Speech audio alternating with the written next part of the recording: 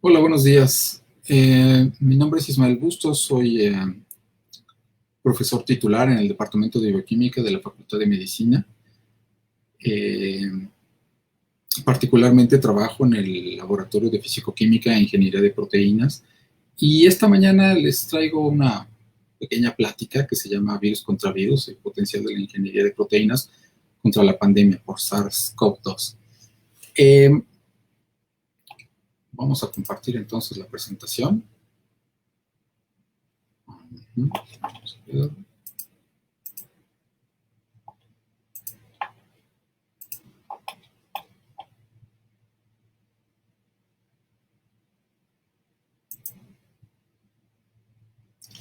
¿Sí se ve la presentación?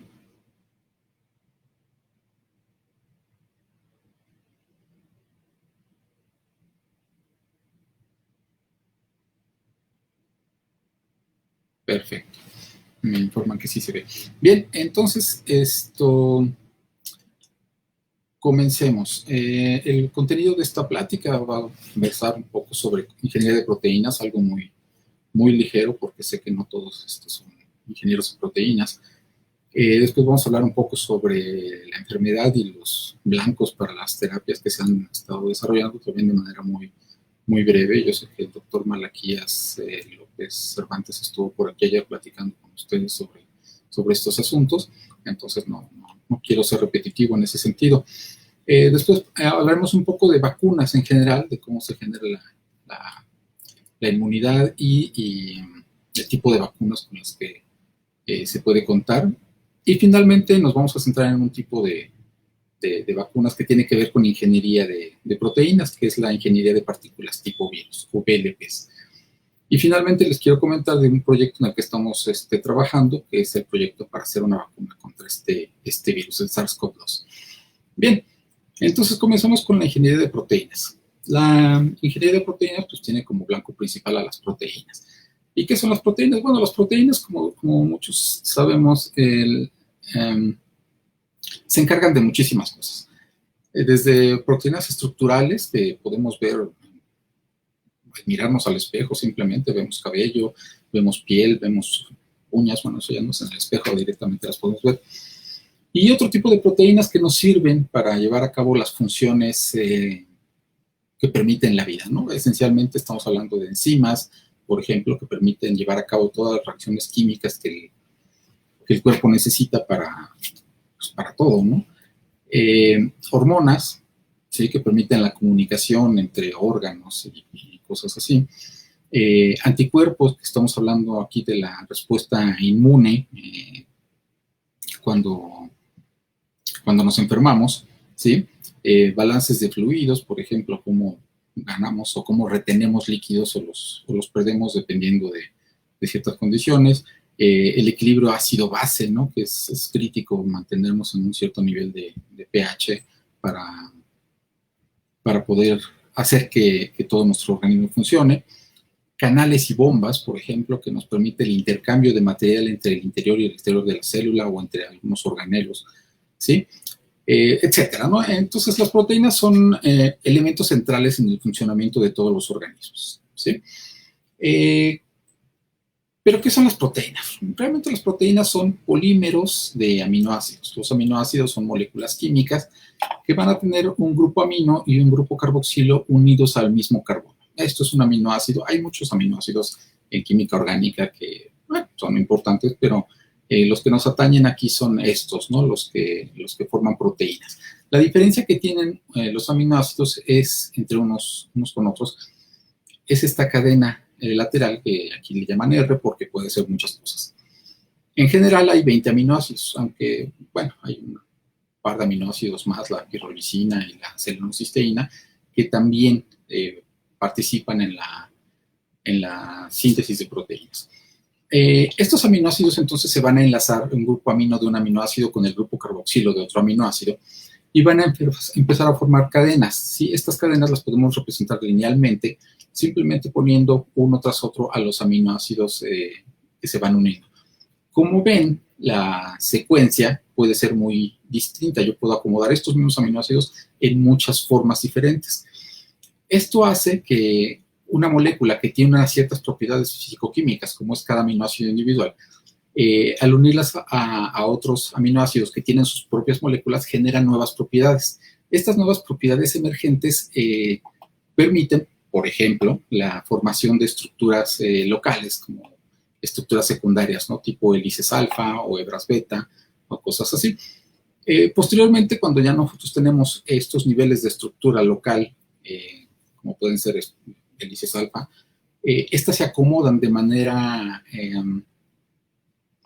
tridimensional en un proceso al que le llamamos plegamiento para formar una estructura, pues, que puede ser globular o puede ser fibrosa, ¿sí? Que es ya la estructura de las proteínas. Un cuarto nivel de estructura podría ser cuando estas proteínas se unen, se oligomerizan para formar estructuras de mayor tamaño, ¿sí? Esos son los 4 niveles de estructura. Les decía entonces que nosotros, conforme vamos uniendo moléculas, en este caso los aminoácidos, vamos obteniendo funciones nuevas, ¿sí? Características nuevas, propiedades nuevas, entre ellas la catálisis, en otros casos son, por ejemplo, hidrofobicidades, en otros casos son, no sé, facilidad o dificultad de volverse elásticas, como en el caso, por ejemplo, de las, no sé, de la cera, de la seda de las arañas. Todos los hemos visto, es proteína, a final de cuentas, ¿no? Y tiene unas ciertas propiedades que dependen de su estructura, ¿sí? Entonces, durante muchos años se ha estudiado a las proteínas desde una perspectiva química, ¿sí? Hay una serie de principios que le llamamos química de proteínas, que simplemente es como estos grupos que están presentes en los aminoácidos y posteriormente en las proteínas pueden interactuar unos con otros y además pueden interactuar con otros elementos, ¿no? Ya sean lípidos, ya sean carbohidratos, etcétera, ¿no? Se ha estudiado esto durante muchos años. También, por ejemplo, se ha estudiado mucho la catálisis de las proteínas, ¿sí? Cuando nosotros pensamos en lo más simple, ¿no? Pensemos en la digestión, ¿no? Necesitamos proteínas que degraden tanto los carbohidratos que comemos, los lípidos, etcétera, ¿no? Todos estos procesos, por supuesto, llevan un componente cinético, es decir, tienen una temporalidad, ¿no? Se van moviendo a lo largo del tiempo. Entonces, cuando empezamos con mucho sustrato, pues bueno, vamos a irlo modificando a través de digamos, una línea en la que tenemos mucho sustrato al inicio y al final vamos teniendo cada vez menos, ¿no? Y se va generando producto. Eso también es muy importante, sobre todo en cuestiones de regulación, ¿sí? Decía hace un momento que el cuarto nivel de la estructura era la oligomerización, ¿sí? La estructura cuaternaria de las proteínas. La oligomerización no solo consiste, digamos, o no solo es importante, digamos, para generar proteínas activas. En algunos casos, ya veremos más adelante, la oligomerización es crítica para obtener funciones que incluso pueden tener los parásitos para atacarlos, ¿sí? Por supuesto que con el tiempo, más allá de estudiar a las proteínas como catalizadores, hipersocinética, hipersoquímica, se pudo obtener la estructura de las proteínas. Ya a mediados del siglo pasado se empezaron a generar las primeras estructuras por las herramientas con las que se contaba en aquel entonces, originalmente con rayos X, después con resonancia magnética nuclear.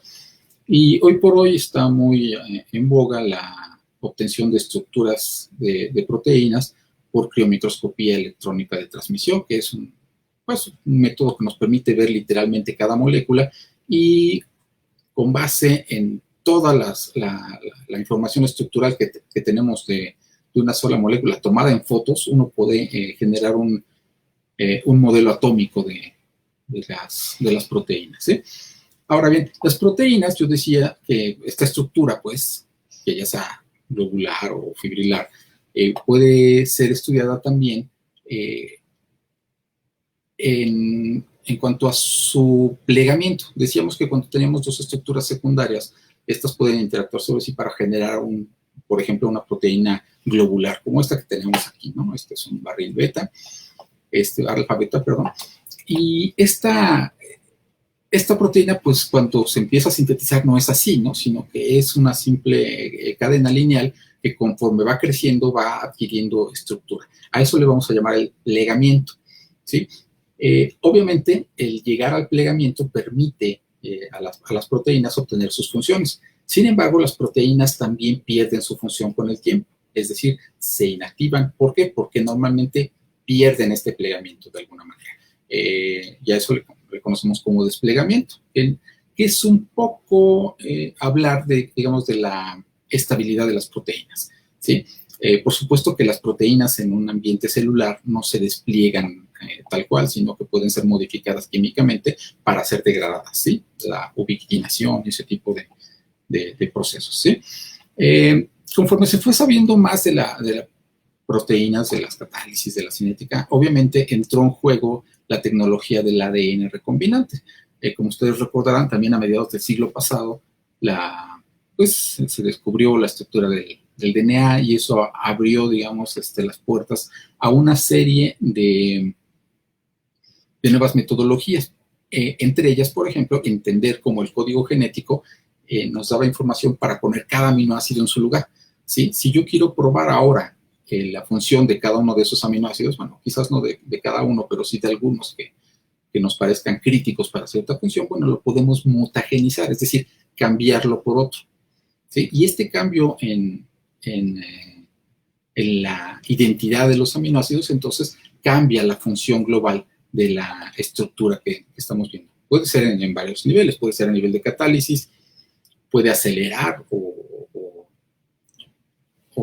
ralentizar la cinética con la que esa proteína funciona, si es una enzima, puede cambiar su estructura y entonces actuar sobre el plegamiento, puede actuar sobre la oligomerización, etc. Entonces, eso nos ha permitido, por ejemplo, saber más o menos cuáles son los aminoácidos que participan, por ejemplo, en catálisis, que participan en la oligomerización, etcétera, ¿no? Más aún, yo puedo, por ejemplo, mediante mutagénesis, cambiar la química de las proteínas, ¿sí? Si yo introduzco nuevos residuos que son capaces de ahora hacer nuevas funciones, entonces yo puedo poner, no sé, un aminoácido que tenga otras capacidades en la proteína.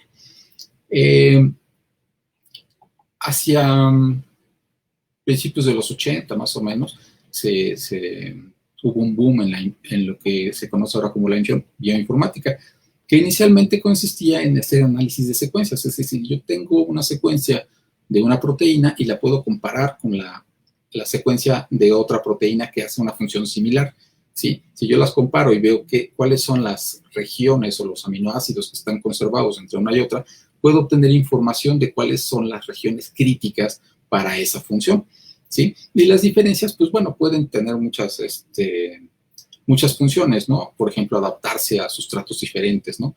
Cuando hablamos, por ejemplo, de un alcohol deshidrogenasa, bueno, hay muchos tipos de alcoholes. En consecuencia, pues aunque las reacciones de una oxidorreducción de un alcohol, pues dependiendo del sustrato, pues va a ser un poco el sitio activo, ¿no? De la enzima. Bien, más recientemente, hacia principios ya de este siglo, nace fuertemente, digo, no es que antes no se hiciera, sino que las computadoras se hicieron lo suficientemente rápidas como para hacer simulaciones moleculares. Estas simulaciones moleculares implican muchas cosas, ¿no? Yo se los cuento aquí un poco de manera somera, pero implican ver, por ejemplo, cómo se comporta un aminoácido con respecto a un átomo de un aminoácido con respecto a todos los átomos de una proteína, que como se pueden imaginar, son cálculos complejos que implican una función de energía que tiene que representar a cada uno de esos átomos y cómo interactúan unos con otros, cómo se acercan, cómo se alejan, dependiendo si están enlazados, si la interacción es electrostática, si la interacción es de repulsión, qué sé yo. Entonces, la simulación molecular ya en computadora nos permite, por ejemplo, saber cómo vibran las proteínas, ¿no? Las vibraciones térmicas. Las proteínas no son estructuras finalmente estáticas, sino que son moléculas que prácticamente todo el tiempo están en una conformación vibrante. Entonces, con todos esos principios de ciencia de proteínas, y hay más, créanme que la ciencia de proteínas es hermosa porque tiene muchísimos lugares en donde uno puede entender fenómenos de las mismas proteínas. Pero bueno, si yo ya entendí un poco cómo es la estructura de las proteínas y cómo funcionan y a qué se debe cada una de esas propiedades, ahora podríamos hacer lo que es la ingeniería de las proteínas. La ingeniería de las proteínas esencialmente consiste en modificar las propiedades de las proteínas a placer, ¿sí? Una cosa es descomponer o mejorar por accidente y otra cosa es tener un objetivo para esas modificaciones.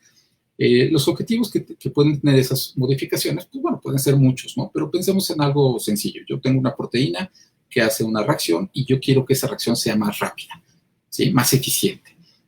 Entonces, a menudo lo que se hace es someterla a tratamientos que produzcan cambios, ¿sí? Las vertientes que hay en ingeniería de proteínas pues, serían la evolución dirigida, el diseño semirracional y el diseño racional. En el diseño racional asumimos que ya entendimos cómo está todo el asunto y entonces le pedimos a la computadora, le damos primero la información, ¿no? Computadora, yo sé que las proteínas se comportan así y así. En consecuencia, yo quiero que me digas qué cosas tengo que modificar en esta molécula para que me dé la función que yo quiero, ¿sí? En este caso decíamos que era hacer más eficiente la reacción, ¿sí? O no sé, que les gusta que sea más estable, que soporte el detergente, por ejemplo, en un detergente biológico. Entonces, la computadora hace una serie de cálculos y me dice, mira, si tú cambias este aminoácido por este otro, vas a obtener el resultado. A veces funciona, no siempre funciona, hay que reconocerlo, pero bueno, es parte del trabajo, ¿no? En la evolución dirigida, por el contrario, nosotros tenemos que a partir de los genes que codifican para las proteínas, tenemos que introducir variabilidad. Es decir, yo no sé exactamente dónde cambiar las cosas. En consecuencia, me hago el ciego, como la evolución misma, simplemente hago cambios y veo qué pasa, ¿sí? Y entonces obtengo mutagénesis al azar, puedo recombinar genes, es decir, puedo tomar 3 genes, por ejemplo, que hagan la misma función, mezclarlos de alguna manera y obtener variantes de proteínas que tienen la función, pero que ahora van a tener propiedades distintas, ¿sí? O puedo simplemente escoger una sola región donde quiero cambiar. Es decir, yo no sé, si quiero cambiar un solo aminoácido, ¿por cuál de los otros 19 aminoácidos lo cambio? Para algunas cosas, si se trata de descomponer, es muy fácil saber, ¿no? Sin embargo, en el caso, por ejemplo, de que yo quisiera hacer más eficiente el pegue de un ligando, de una molécula a la proteína, pues quizás debería de explorar un poco más. Entonces, nosotros utilizamos todas esas técnicas que nos permiten obtener variabilidad para generar nuevos genes y esos nuevos genes yo los voy a someter a una selección, ¿sí? Así como funciona la selección natural, nosotros tenemos métodos de selección artificial que nos van a permitir entonces, de muchas maneras, ya sea por crecimiento en placas o por cambios de color en pocitos, cosas así, obtener cuáles son aquellas moléculas que hacen una reacción diferente, ¿no? O que crecen más, o que hacen un halo de hidrólisis más grande, etcétera, ¿no? Y entonces, pues bueno, yo puedo obtener una serie de proteínas que ahora son diferentes a la proteína de la que partí y que tienen la propiedad que yo requiero, mejorada de alguna manera, ya sea mucho o poco. Y una virtud de estos sistemas es que puedo, con estas proteínas que generé, regresar al inicio y volverlo a hacer, ¿sí? Puedo hacerlo de manera iterativa hasta que obtenga algo con lo que yo esté contento, dependiendo de cuál haya sido mi objetivo original, ¿no? Y en medio de los dos está el diseño semirracional, ¿sí? Yo sé que tal aminoácido es importante porque, bueno, simplemente es el sitio activo, ¿no? De la enzima, pensémoslo así. Si ese aminoácido es importante, bueno, yo puedo hacer un sistema de evolución dirigida sobre ese aminoácido o sobre un grupo de aminoácidos que yo sé que participan en esa función, ¿sí? En consecuencia, yo no sé exactamente qué aminoácidos poner, pero puedo poner solo en esa región varias mutaciones, ¿sí? Existen métodos, por supuesto, que nos permiten hacer esto, hay literatura amplia al respecto, y entonces pues yo puedo obtener de esta manera proteínas que han sido mejoradas, ¿no? Los ejemplos típicos, como ven aquí, son lipasas y proteasas y cosas así, porque son curiosamente las proteínas que más mercado tienen. A final de cuentas, la ingeniería de proteínas está basada en economía, ¿no? Nosotros, bueno, la gente que se dedica a hacer ingeniería de proteínas para mejorar proteínas comerciales, pues bueno, simplemente lo hace porque representan ganancias, ¿no? Sin embargo, bueno, obviamente todos los principios pues, fueron hechos con ciencia básica, ¿no? Bien, entonces ya sabiendo más o menos qué es la ingeniería de proteínas y cómo funciona, principios básicos, luego ingeniería, ahora bien, podemos revisar brevemente cómo está el asunto del COVID-19, ¿sí? ¿Les parece? Entonces, el COVID-19, pues, bueno, ya saben, creo que ya todos estamos sumergidos y hasta un poco cansados de tanto oír hablar de esto. Se los resumo en una diapositiva, nada más. El COVID-19 ataca por una serie de, bueno, primero se fusiona con la membrana a través de un receptor celular, que es el de la enzima convertidora de angiotensina 2, ¿sí? Y entonces este virus, una vez que se fusiona con la membrana de la célula que está atacando, introduce su material genético, es un RNA viral, ¿sí? Y este RNA viral es traducido a proteínas. Estas proteínas después son procesadas para generar las proteínas ya propiamente del virus, entre ellas, por ejemplo, la polimerasa que permite replicar el genoma del virus, ¿no? Una vez que termina todo este proceso de generar nuevos genomas y de generar proteínas del virus, se vuelven a ensamblar partículas virales y estas partículas virales salen de la célula y vuelven a infectar, ¿no? Regeneran el ciclo. Las terapias de las que yo les hablaba, insisto, no quiero tocarlas muy a fondo, pues se basan en cómo todos estos pasos que conocemos del ciclo de vida del virus, cómo los podría bloquear. Es decir, si yo puedo bloquear este paso, lo demás ya no va a ocurrir, ¿sí? Si yo puedo bloquear un paso más adelante, por ejemplo, en la proteasa del virus, pues simplemente ya no va a ocurrir acá. Si yo puedo bloquear, por ejemplo, la RNA polimerasa que replica al RNA viral, pues obviamente lo que sigue ya no va a ocurrir. Entonces, de esa manera, hay muchas terapias que se están intentando actualmente, muchísimos grupos en el mundo que están intentando utilizar este conocimiento para poder detener el avance de la infección. Esto, eso sí, véanlo como algo que está ocurriendo en un individuo infectado, ¿sí? Es decir, ya tengo la infección, ¿cómo la paro?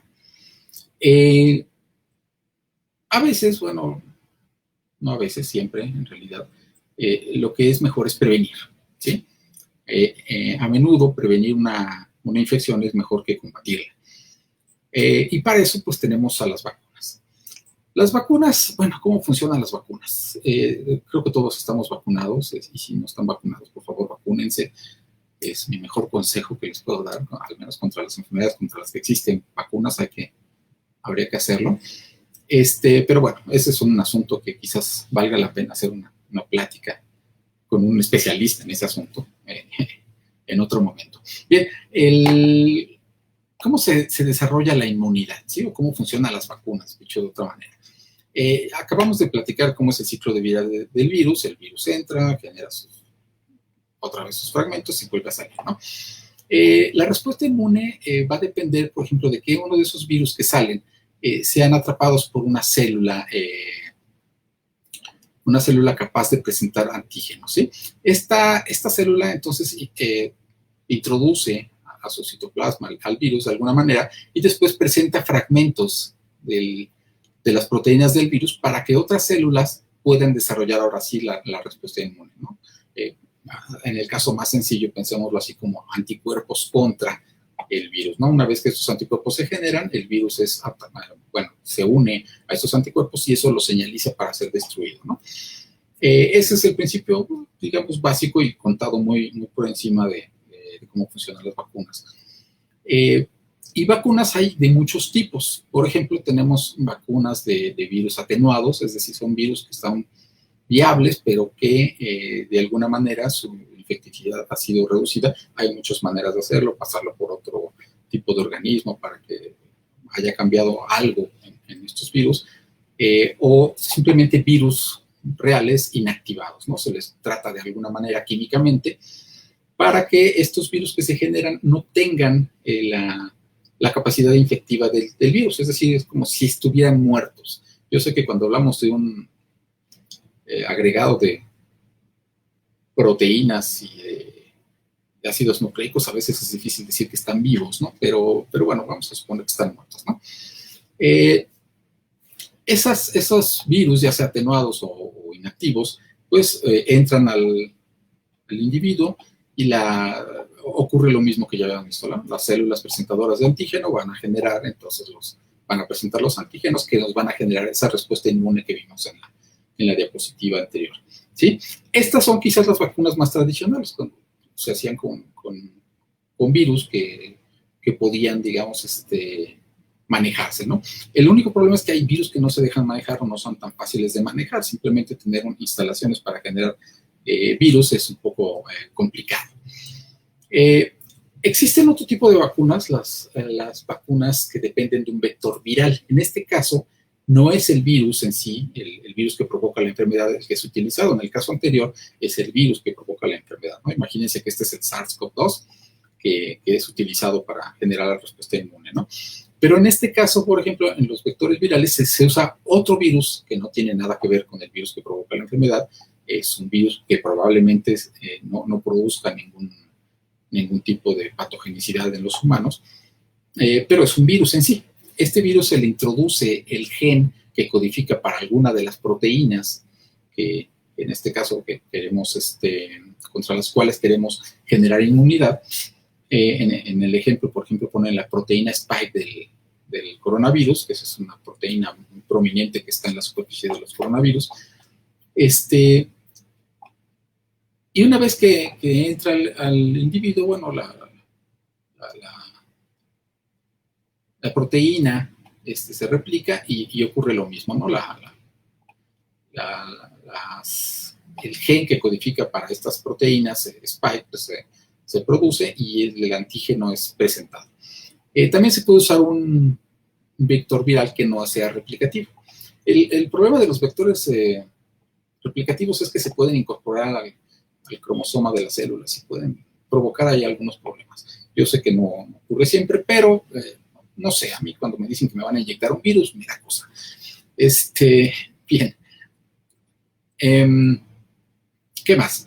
Bien, en el caso, por ejemplo, de otras vacunas, se pueden hacer también con ácidos nucleicos, ¿sí? En este caso, en vez de poner el ácido nucleico de la proteína spike adentro de un virus, ¿sí? Lo ponemos, digamos, desnudo o envuelto en algo que no sea pues, de naturaleza viral. Por ejemplo, podría ser en una gotita de lípidos, ¿sí?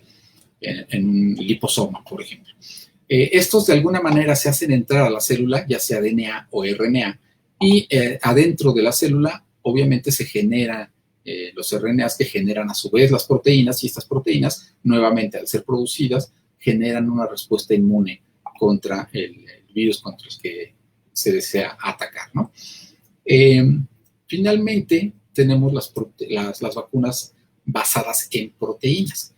Estas pueden ser subunidades, es decir, yo puedo producir en el laboratorio las proteínas de interés cuando se dejan, a veces no se dejan las proteínas, pero cuando se dejan, pues puedo producir las proteínas e inyectar directamente a la proteína. Aquí hay un problema, normalmente las proteínas se degradan rápidamente y entonces la respuesta inmune que se genera puede no ser la adecuada o no tener el alcance suficiente. En el caso, por ejemplo, de las proteínas o de las unidades proteicas puestas sobre partículas tipo virus, pues resulta que las partículas tipo virus se comportan como si fuera un virus, pero no tienen material genético. En consecuencia, no son infecciosas. Y, por supuesto, tampoco pueden o no son susceptibles a eventos de recombinación de ningún tipo. Estas partículas, entonces, yo les pongo la proteína, pensemos otra vez la proteína Spike, la pongo en la superficie, la pongo, es como si fuera un virus presentando a la proteína Spike. Este virus es tomado por las células que nos van a generar respuestas inmunes y bueno, se supone que quedamos vacunados, ¿no? Les comentaba hace un momento que las proteínas cuando son muy pequeñas a veces no son buenos antígenos, porque cuando normalmente las cosas son demasiado pequeñas, aunque son buenas, digamos, para entrar en el sistema linfático, son poco eficientes para ser tomadas por las células presentadoras de antígeno, ¿sí? Como ven, hay un equilibrio entre el tamaño y la eficiencia para ser tomados por estas células. Cosas de menos de 10 nanómetros normalmente no son buenos antígenos o pueden ser muy inestables de manera sola, pues. Sin embargo, por ejemplo, las BLPs o los virus completos, pues están dentro del tamaño, que son eficientemente incorporados al sistema linfático y también son eficientemente tomadas para hacer reacciones inmunogénicas, ¿no? Además, importa muchísimo, además del tamaño, importa la geometría, ¿sí? ¿Qué tanto están estas moléculas presentadas unas con respecto a otras? Y la polivalencia, ¿sí? La polivalencia es cuántas veces ocurren, ¿sí? En una sola partícula, como veíamos en el caso anterior, podemos tener muchas puestas a una distancia uniforme una de la otra y repetidas múltiples veces. Entonces, en ese sentido, las partículas tipo virus y los virus son prácticamente de los mejores sistemas, ¿no? No son los únicos ni son los sistemas perfectos, pero son muy buenos sistemas para generar vacunas. Existen, por supuesto, ya contra el coronavirus una serie de proyectos en los cuales se están generando vacunas. De las que platicamos, de las de virus atenuados, de las de inactivados, de los vectores no replicantes, de los replicantes, proteínas recombinantes basadas en péptidos, se pueden meter péptidos directamente, partículas tipo virus de las que estábamos platicando, vacunas de DNA, de RNA y otras que no se sabe porque como son proyectos secretos, no tenemos idea de qué consiste, ¿no? Sin embargo, sabemos que están en desarrollo. La mayor parte de ellas están en la parte exploratoria y solo unas cuantas están en fase preclínica y muy pocas, solo 5 están en fase 1, fase de experimentación. ¿Qué son esas fases? Bueno, las etapas en el desarrollo de las vacunas, en resumen, digamos, es la parte de exploración que se basa en, pues, investigación de laboratorio, ¿no? Nosotros estamos haciendo una proteína y creemos, por una serie de razones, que esta podría ser una buena vacuna. Entonces, pues lo hacemos en el laboratorio, ¿sí? Todo funciona aparentemente bien y entonces ya podemos pasar a la fase preclínica, ¿no? La etapa preclínica ya incluye pruebas en células, podrían ser contra cierto tipo de células, o con tejidos o con animales completos, ¿sí? Normalmente comenzamos con ratones o cosas así. Y bueno, se evalúa la seguridad y la inmunogenicidad, es decir, tenemos que tener una respuesta inmune porque si no, nuestro sistema no está funcionando, ¿no? Y no tiene caso inyectar humanos en este momento porque no conocemos nada de la seguridad de las vacunas, ¿no? Muchas vacunas se quedan en estas etapas porque simplemente no son lo suficientemente inmunogénicas o no son lo suficientemente seguras, ¿sí? Pueden tener efectos secundarios. Entonces pasamos a la fase 1.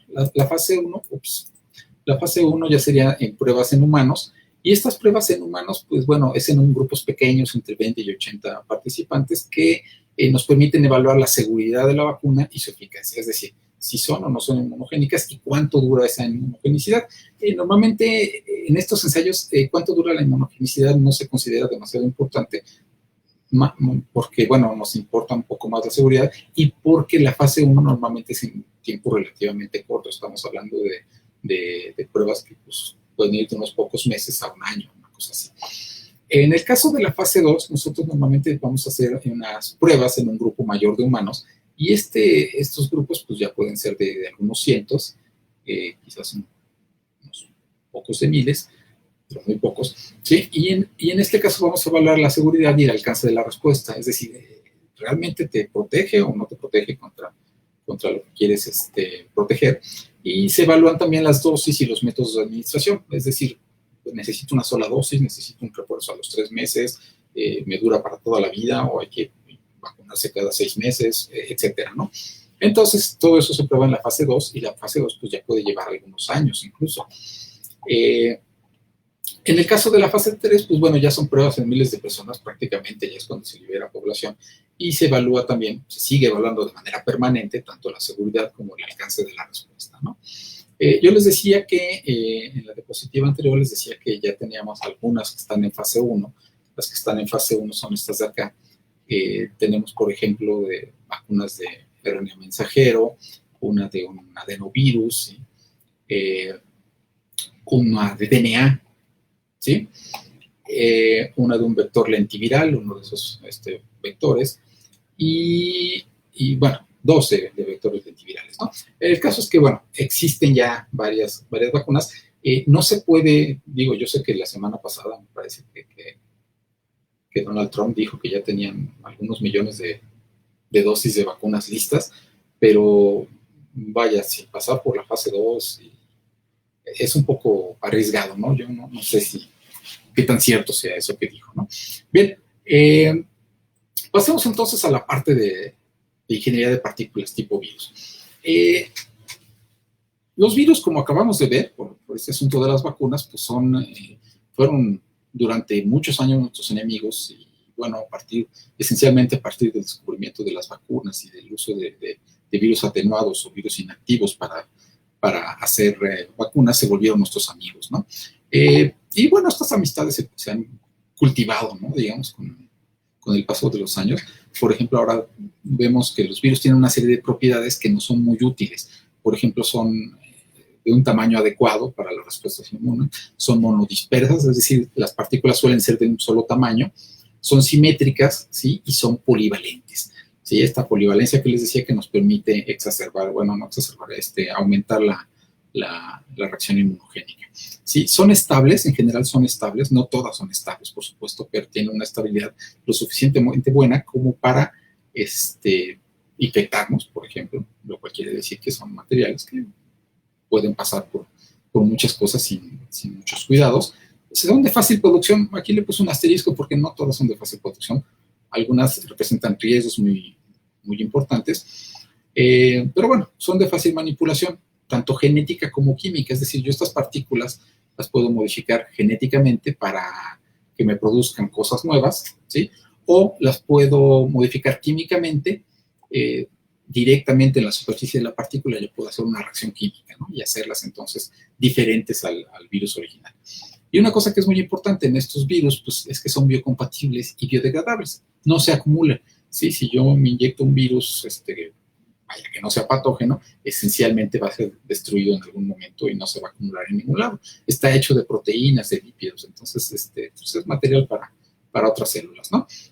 En el caso de las partículas tipo virus, esencialmente tomamos algunos elementos estructurales de las partículas tipo virus y los ensamblamos en este ejemplo es una pelotita, y esta cápside, esta cubierta de proteína, pues no tiene nada en el interior, ¿sí? Eso decíamos que las hace no infecciosas. Y como no son infecciosas, pues entonces se pueden usar para muchas cosas interesantes, ¿sí? Para empezar, no necesitamos un laboratorio con altos niveles de bioseguridad para producirlas, porque pues, no son infecciosas, ¿no? No estamos hablando de un agente patógeno. La superficie química de las partículas tipo virus se puede usar para, por ejemplo, conjugar moléculas, ¿sí? Cuando hablamos de conjugar, quiere decir, a través de una reacción química, poner algo en la superficie. Y ese algo pueden ser cosas muy variables, por ejemplo, oligonucleótidos, péptidos, partículas metálicas, otras proteínas, carbohidratos, fluoróforos, fármacos, anticuerpos, etcétera. No se pueden usar muchas cosas en la superficie de estas partículas, ¿sí? Bien, obviamente el primer uso que se les dio fue para hacer vacunas, ¿no? Si yo tengo una partícula que es igualita a un virus, pero que no es infectiva, pues lo que yo puedo hacer es inyectársela a alguien y propiamente va a ser un virus, ¿no? Un virus no infectivo, que sería el equivalente a un virus inactivo, ¿no? Como ven, ya se han utilizado las VLPs, las partículas tipo virus, para hacer vacunas. Quizás las más conocidas son contra el virus del papiloma humano o contra la hepatitis B, ¿no? Que como ven ya están licenciados, ya están en el mercado. Son partículas que han demostrado su efectividad, ¿no? Ya en fase 3, digamos, ¿no?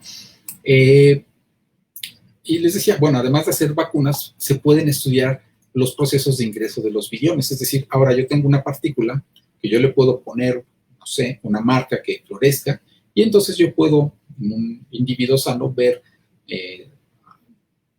a través de la exposición del individuo a esta partícula tipo virus, puedo ver cuál es la ruta de ingreso. Puedo saber más o menos a qué tipo de células se le pega, dónde se pega, si entra por endosoma, pues, si es por fusión de membranas, etcétera, ¿no? Esto me da una idea de cómo se comportan los viriones reales, ¿no? Porque me permite saber el camino que siguen. También se pueden usar como vectores para terapia génica. Hace un momento veíamos que hay vacunas que se pueden hacer poniendo en el interior de las VLPs, bueno, de un virus, ¿sí? Poniendo genes, ¿sí? Entonces sería un sistema de entrega de genes en la célula, ¿no? Y esto también, pues, puede ser un sistema de entrega sitio-específica de fármacos. Yo puedo poner no un gen, sino puedo poner un fármaco en el interior de estas partículas tipo virus, ¿no? Como ven, son bastante versátiles, ¿no? Bien, estas se pueden funcionalizar. Entonces, decíamos que se pueden funcionalizar por fusión génica, ¿sí? Ya sea en un extremo de la proteína para generar un extremo libre, o en una asa superficial de las proteínas, ¿sí? Y generamos una estructura de este tipo, es decir, una proteína anclada por dos extremos, ¿sí? También se pueden hacer por conjugación química. Decíamos hace un momento que yo pongo un reactivo químico en algo que quiero poner en la superficie de las partículas y hago la reacción. Esta reacción entonces me da una cosa muy similar a esta de acá, ¿no? A la de la fusión génica. También podría ser partículas tipo virus por un método mixto, ¿no? Le fusiono algo que va a reaccionar con otra cosa que le fusiono al otro fragmento que quiero que reaccione, y obtengo una cosa de este tipo. Es un poco de pues digamos, estrategias diferentes que se pueden utilizar, ¿no? En nuestro grupo normalmente trabajamos con el parvovirus B19. Es un parvovirus que ataca humanos. Tiene unas características muy interesantes. Les quiero nada más marcar que su tamaño es entre 20 y 25 nanómetros. Tiene un ADN de cadena sencilla de más o menos 5.500 nucleótidos, y simplemente su cromosoma, este DNA, codifica para 3 proteínas, ¿no? La NS1, la BP1 y la BP2. Las últimas 2 son proteínas estructurales, son las que forman esta pelotita tan simpática. No tiene envoltura lipídica, lo cual hace muy sencilla. Y lo más interesante es que se pueden hacer VLPs del parvovirus B19 solo con la proteína BP2. En consecuencia, yo puedo armar estas partículas a partir de una sola proteína, ¿sí? Estas partículas tipo virus o estas cápsides vacías se pueden generar de manera natural en individuos que están infectados por este virus, ¿sí? También se pueden hacer de manera recombinante en células de insecto o en células de levadura, en Saccharomyces cerevisiae. Como ven, es relativamente fácil manejarlas. Sin embargo, no siempre los rendimientos son los más adecuados. En nuestro grupo lo hacemos in vitro. Expresamos las bacterias, las proteínas, esta proteína BP2 en una bacteria, y después las ensamblamos in vitro. Las bacterias tienen una ventaja, que normalmente producen muy rápido las proteínas, y además las producen en grandes cantidades. Nosotros pensando en esto, pues logramos obtener partículas tipo virus, que son estas bonitas pelotitas que vemos aquí, en unas condiciones bastante sencillas, ¿no? pH 7 a 4 grados Celsius, y funciona bastante bien, ¿sí? Bueno, una vez que ya habíamos dominado el asunto de generar estas partículas tipo virus, pues bueno, vamos a ponerle algo en la superficie, ¿no? Vamos a ver si nos sirve como sistema de presentación, por ejemplo, de antígenos. Y entonces, pues bueno, esta es la estructura de la partícula. Para ponerle esas líneas verdes que veíamos hace rato, pues bueno, lo que se nos ocurrió es fusionar el gen de la proteína BP2 con un gen en este caso es un antígeno del virus, de un virus, no importa, ¿sí? Y bueno, le pusimos un sitio de corte para una proteasa y demostramos que una vez que ensamblábamos la partícula, primero que nada, esta proteína modificada sí ensambló en partículas tipo virus, y esa proteína además le podíamos cortar, utilizando este sitio de corte, le podíamos cortar un fragmento, de manera que obteníamos una nueva especie al cortarla. No toda se cortó, lo cual demostraba que, bueno, no todos los extremos están expuestos en la superficie. Hay una fracción relativamente pequeña, que sin embargo era suficiente para algunas cosas, ¿no? Además de eso, pues bueno, hemos presentado otros péptidos, por ejemplo, el péptido PreS1, derivado del virus de la hepatitis B, que le permite al virus de la hepatitis B entrar a los hepatocitos. Se lo pusimos a una partícula tipo virus, junto con una proteína verde fluorescente. Esta proteína verde fluorescente entonces nos servía como reportero para indicarnos si realmente habían entrado, y también funcionó, funcionó bastante bien, ¿no? Hemos presentado, por ejemplo, en el extremo amino terminal también de la proteína BP2, proteínas completas, por ejemplo, una proteína fluorescente, ¿sí? Y una lipasa. Entonces obtenimos partículas que, además de que florecían, tenían actividad de lipasa esterasa, ¿no? Que, vaya, quizás no eran muy útiles clínicamente, pero eran interesantes. Finalmente, bueno, también hicimos presentación de péptidos en la superficie, pero ya no en el extremo N-terminal, sino en las asas. ¿Se acuerdan que teníamos este esquema hace unas cuantas diapositivas? Aquí la idea es que la proteína está anclada en dos puntos diferentes de la superficie, lo cual en principio le podría dar mayor estabilidad, ¿sí? Para eso seleccionamos un par de asas. Esas asas, ¿sí? Imagínense que este es el virus, aquí está el interior del virus, esta es la proteína de la superficie, y estas son las asas de la superficie, ¿sí? Esta asa así muy roja quiere decir que tiene mucha movilidad.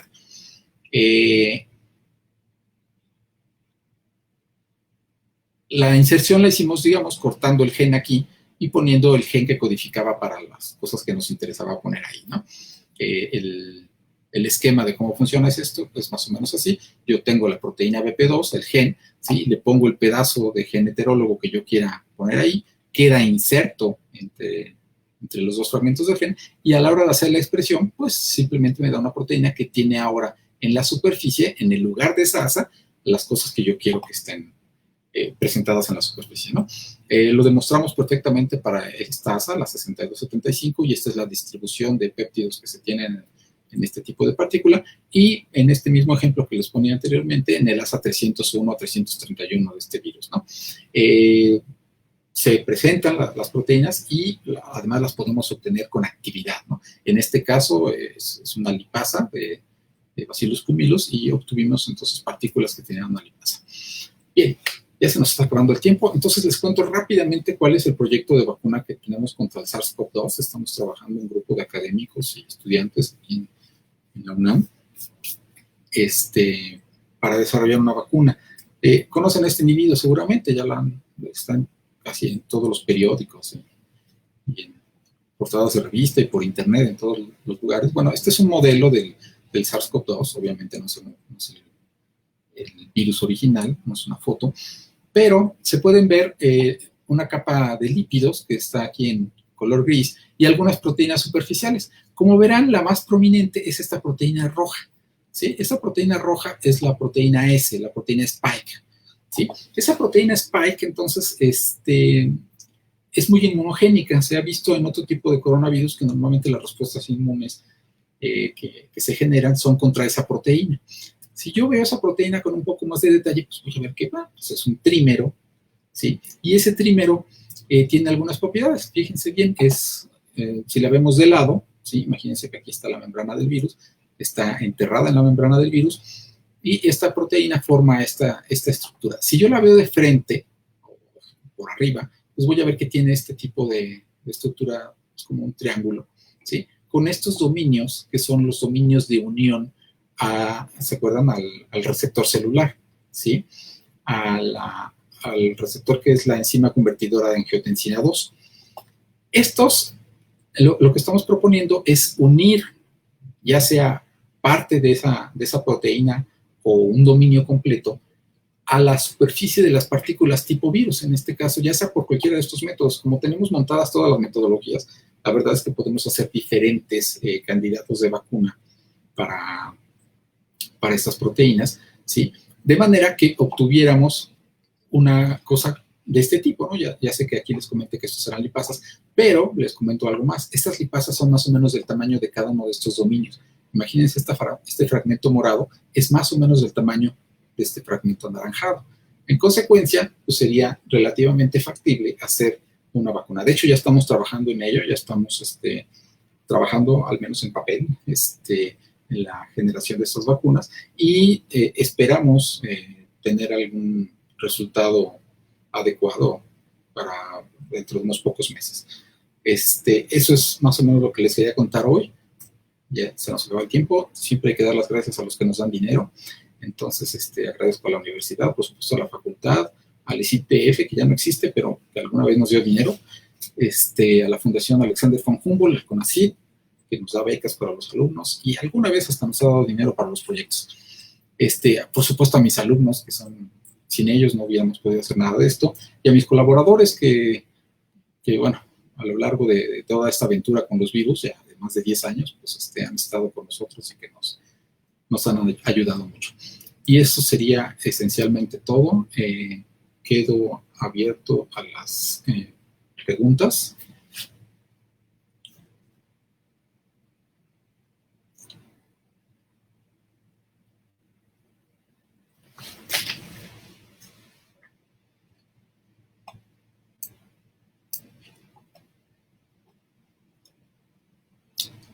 Uy.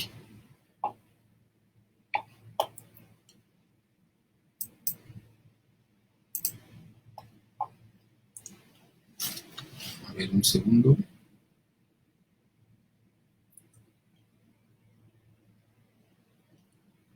Ok, me van a poner las preguntas en la pantalla.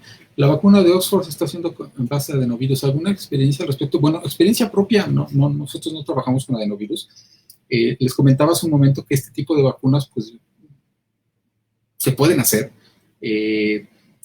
Yo creo que en este momento deberíamos de probar todo lo que tenemos, ¿sí? Vaya, somos la humanidad, ¿no? Olvidémonos de las naciones, olvidémonos de los colores, somos la humanidad y deberíamos de tratar todo lo que se puede tratar.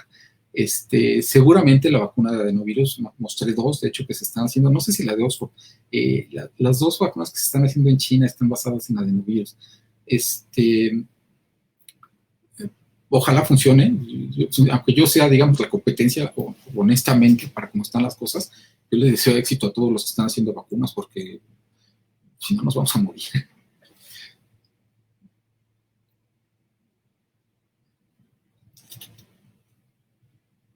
De las autoenovacunas para tratar.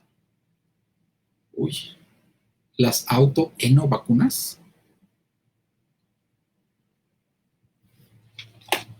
Sinceramente no he escuchado hablar de eso.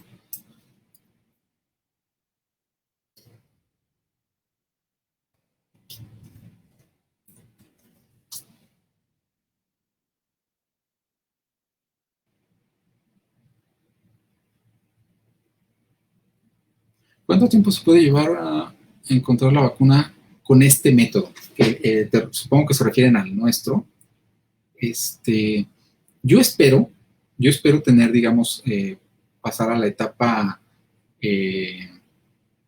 preclínica en unos 3 meses. O sea, si yo tuviera laboratorio abierto y los insumos, yo creo que podríamos estar pasando en unos 3 meses a la etapa preclínica, es decir, a probarlo con células, tejidos y animales en pocos meses.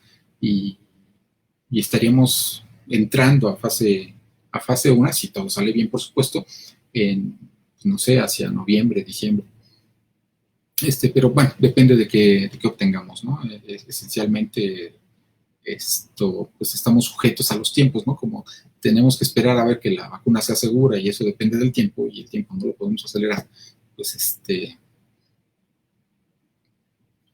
fase 1 quizás para diciembre, enero, si todo sale bien, claro.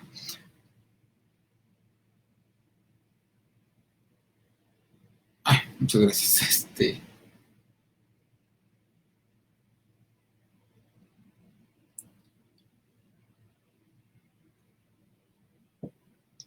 Ah, las hemovacunas. Ok. Con fluidos de la propia sangre del paciente, pero en dosis bajas. Hay muchas maneras de, de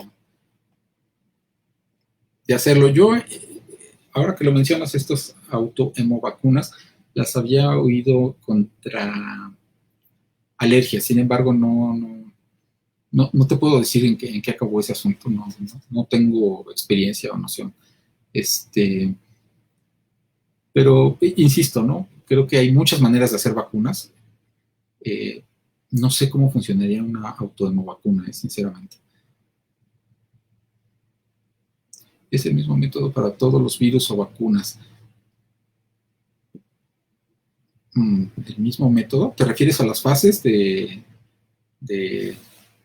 digamos, de estudio para poder liberar una vacuna? Eh, sí es el mismo método. Obviamente todas las vacunas son, bueno, las que presentamos aquí son diferentes y pueden tener diferentes elementos estructurales, ¿no? En este caso nosotros decíamos que íbamos a trabajar con la proteína Spike, pero puede haber otros grupos que trabajen con otras proteínas, ¿no? Es cierto que la viralidad del SARS-CoV-2 ha envejecido. La viralidad. No me lo parece. Bueno, yo no había escuchado tal cosa, sinceramente, pero eh, si te refieres a que en algunos lugares está bajando la incidencia, pues es, digamos, la historia natural de la infección, ¿no? O sea, a nivel poblacional así se tiene que comportar, ¿no? Empieza, sube y baja, ¿no? En algún momento.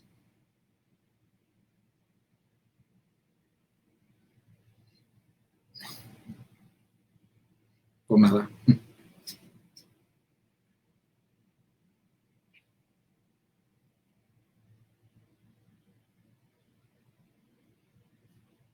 Gracias.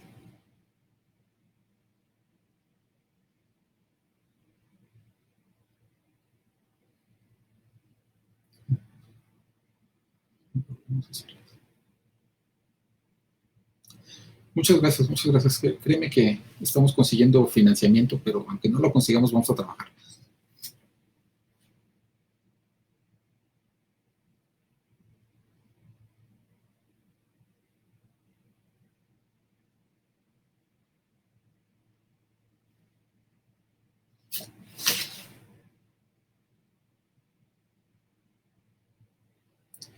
Bueno, me dicen que ya no me van a pasar más preguntas. Seguramente hay muchas dudas, ¿no? Yo mismo tengo muchas dudas. En cualquier caso, si alguien quiere hacer alguna pregunta que realmente crea que le va a calmar el alma,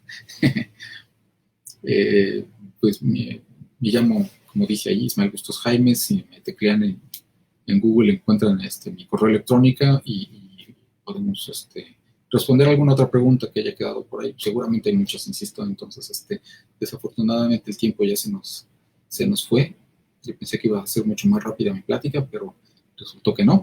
Entonces, me despido de ustedes. Les agradezco mucho su atención y eh, quédense en casa, por favor. Hasta luego.